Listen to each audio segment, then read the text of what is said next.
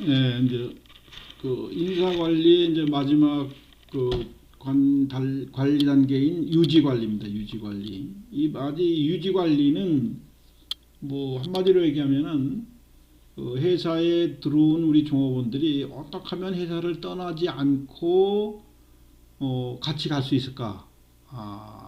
이 차원에서의 이제 관리를 얘기하는데 사실 유지 관리는 우리가 저 앞에서 우리가 앞에서 이제 여러 군데서 봤었죠. 그 메슬로우의 욕구 단계설이라든가 또 위생 동기 요인, 그죠? 그것도 봤었죠. 허츠버그의 위생 동기 요인에서 보면은 만족의 요인이 다르고, 그죠? 만족이 동기 요인이죠. 만족의 요인이 다르고 위생 요인은 불만족의 요인이죠. 불만족이라는 게 보통 회사 내의 분위기라든가 뭐 규칙이라든가 상사나 동료와의 관계라든가 또는 급여 대우에 포함됐다 했죠. 이런 것 때문에 회사를 뭐 떠나게 되는 거예요. 불만족이 채워지지 않으면 떠나게 되는 거겠죠. 그죠? 어쨌든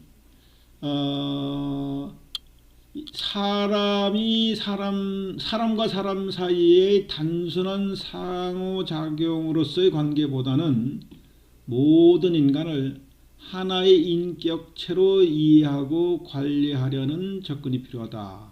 유지관리라는 게 결국 어떤 우리 돈을 벌어주는 물건 취급하는 게 아니라 인격체로서 존중해주고 민주적으로 또는 인간의 도리라든가 이런 것을 존중해줘야 된다는 차원의 관계 얘기예요. 그래서 요새 갑질 이런 것은 절대 안 되는 얘기죠, 그죠? 그래서 회사 이미지가 그 갑질 때문에 망가진 회사가 참 많이 있어요. 무슨 호텔도 있었고 또는 무슨 남양분유에서도 주차장에서 이런 사건들이 요새는 스마트폰이나 CCTV 같은 데 다 찍혀 있다 보니까 물론 대한항공의 경우는 말할 것도 없고요. 그 엄마의 그 딸들이 있었죠. 자, 이제 회사에 소위 종업원의 그 참여제도, 그러니까 만족 요인을 높여주거나 불만족 요인을 내려주게 하는 것이 이제 유지관리 핵심이겠죠. 그래서 제한제도, 이거는 뭐냐면 조직의 운영이나 직무 수행에 관련된 여러 개선안을 조직 구성원이 제안하고 우수한 제안에 대해서는 적절히 보상하는 제도입니다.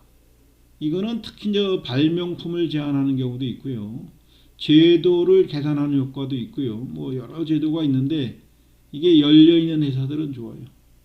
저 교수님 저 개인 얘기를 하면 제가 20대 초반에 지금 상장회사로 꽤 큰 회사인데 거기에 회사 그 로고를 제가 디자인했어요. 한 푼의 보상도 없이.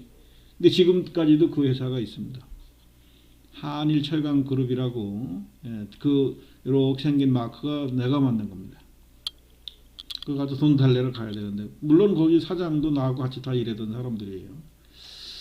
인사상담제도, 이건 종업원의 불평불만이나 신상에 관한 상담에 응하여 이를 해결해 주는 제도. 이것이 잘 이용되면 되는데 꼭 우리나라 그 정신과 의원 있죠. 그래서 요새 이제 현대인은 한 70%가 정신과 치료를 받아야 된다 이런 주장도 하잖아요. 근데 그 병원에 가면 무슨 정신병자 취급을 하거나 사실은 미리 이런 분의 전문가의 상담을 받아가지고 큰 문제 나는 걸 막기 위해서 가는 건데 특히 우리나라 같은 경우에 연예인들 같은 경우에 우울증, 공황장애 이런 것들도 결국은 그 사람 전문가들의 그 상담이나 치료를 통해서 해결될 수 있는데 이것을 배관시하는 좀 분위기가 좀 있죠. 그래서 좋지 않은데 이것도 그렇습니다. 이것도 인사상담제도도 잘 활용해서 이게 서로 해결해주고 좋은 방향으로 가면 되는데 거기 갔다 오면 괜히 불평불만이나 떠들고 다니는 놈 이렇게 찍힐까봐 사실 또 이용을 잘 못해요. 사기조사, 이 사기는 그 모랄이라고 하는 용어인데 이게 사기 진작과 관련된 게 특정 조직 내에서 조직에 대해 개인이 갖는 긍정적인 태도나 만족도 정도. 큰 회사가 즐겁고 뭐 그냥 분위기가 좋고 그러면 진짜 열심히 일하겠죠. 그 팀이 다 그렇고 그 부서가 다 그렇고 그러면 얼마나 회사가 잘 돌아가겠어요. 그래서 이제 이런 것들을 진작시키기 위해서는 여러 가지 이제 보상제도라든가 보너스 아니면 그 레크레이션이라든가 아니면은 뭐 그 뭐죠 무슨 팀들 그 서클 활동 같은 거 동호회 조직 이런 것들이 잘 이루어지면 좋겠죠. 사실 내가 직장 생활하던 시점이 한 1970년대인데 75년도 뭐 이때인데 이때는 지금 이런 건 상상도 못했죠. 그때 지금은 회식하는 걸 싫어한다 그러잖아요. 그때는 뭐 회식만 할 수 있으면 좋았죠. 뭐 그냥 내 돈 아니고 회사 돈으로 술도 먹고 저녁도 먹고 그러니까. 심지어는 그 직급상관이 이사를 가면요 전 종업 부하 직원들이 가서 이삿짐 다 날라주고 그랬어요. 요새처럼 이사센터 이런 게 없었어요. 그때는 다 아는 사람들이 아름아름해서 이사도 다 해주고 그랬었죠. 또 힘은 들었지만은 또 이 뭐랄까 끈끈한 정은 또 있었습니다. 고충 처리제도 종업원의 불평이나 불만을 모아서 단체 교섭 등과 같은 대항적 교섭, 이건 이제 노조의 교섭권을 얘기하는 거죠. 으로 해결하기에 앞서 그 원인을 제거하고자 하는 제도.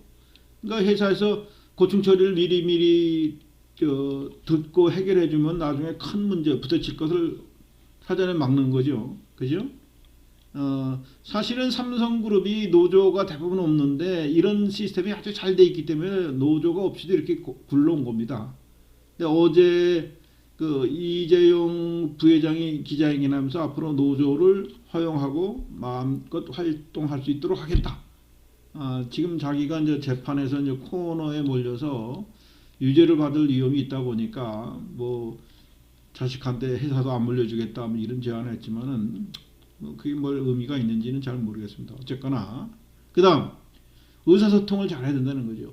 생각, 느낌, 정보 및 의견, 감정의 교환, 전달 등이 잘 이루어지도록 해서 뭐 누가 꽁꽁 앓고 있거나 그죠? 회사 내에서 이러이러한 일들이 잘 안 되면은 이게 결국은 불만이 쌓여서 회사를 떠나게 되겠죠. 그래서 이런 것들을 잘 하게 하는 것이 유지관리의 기본이다.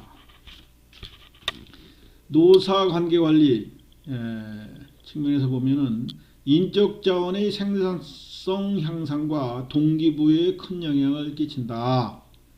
종업원과 고용주 사이의 관계, 노동조합과 경영자의 관계 이거 아주 중요해요, 그죠? 우리나라는 아직도 많은 기업에서 춘투를 하죠, 춘투. 근데 요새 코로나 때문에 큰 위기가 왔기 때문에 좀 조심 좀 해야 될 텐데요. 노사 관계가 지속적인 안정을 유지하고 생산적인 관계가 되기 위해서는 합리성과 민주성이 동시에 존재한다는 것을 노사 모두 인식해야 된다. 이게 아주 중요합니다. 이게 안 돼가지고 파업을 하면은 그 경제에 미치는 영향도 크고 회사가 점점 쓰러지기도 하겠죠. 지금 특히 이제 그 코로나19 때문에 자동차 수출도 막혔고요. 모든 분야가 지금 말이 아닙니다. 그 다음에 이제 이직 관리, 자발적 이직하는 것이 이제 사직이고요. 퇴직하는 거죠. 그 다음 비자발적 이직은 면직은 뭐 의원 면직, 뭐 이런 말도 있는데 이거는 뭐 스스로 퇴직하는 경우요. 또 해고, 이거는 뭐 잘리는 거고요. 일시는 뭐 지금 회사가 생산이 안 늘어 일시 해고했다가 다시 이제 복직 차원에서 이제 복직을 예고하고 해고하는 경우를 얘기하는 거예요.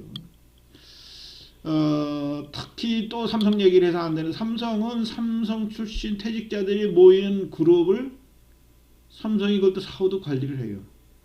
그래서 삼성 관계자들은 항상 그 퇴직 후에도 삼성 그 온전히 떠나지 않도록, 이게 유지관리 차원에서 아주 좋은 거죠.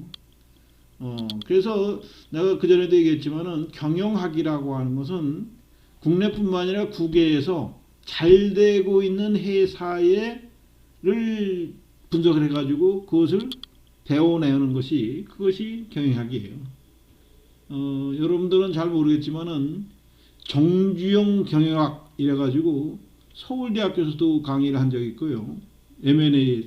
MBA과에서 하버드 대학에서도 정주영 경영학이라는 것을 강의한 적이 있었습니다. 자, 하여튼 인사 관리는 그 회사의 그래도 좀 큰 회사죠. 그 인사과에서 이루어지는 일이기 때문에 아주 중요하고, 또 큰 회사가 아니더라도 조금 회사는 사장이나 또는 이사들이 임원진에서 이런 개념을 가지고 종업원들을 뽑고 보상하고 관리하고 하는 철학을 가져야 되겠죠. 자, 여기까지 또 다음 주에 봅시다.